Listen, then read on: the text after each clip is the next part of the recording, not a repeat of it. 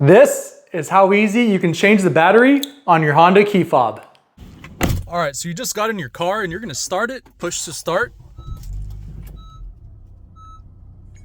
You hear that chime, that means we have the low battery in our key fob.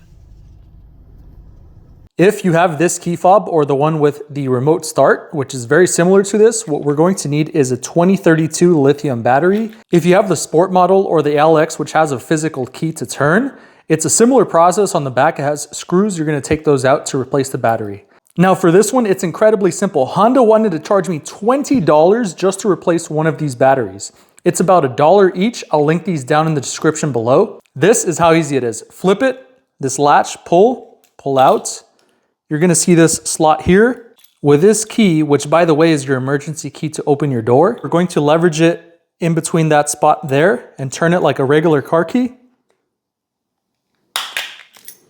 Pops the back open like that. Here you can see the battery. With our nail, we're gonna pop it out. And then to attach the new one, we're gonna slide it like that, push down, and then make sure this red light comes on. That's how you know it works. Next, we're going to align it. Just pop it back in place. And then just slide the key back in. It's that easy.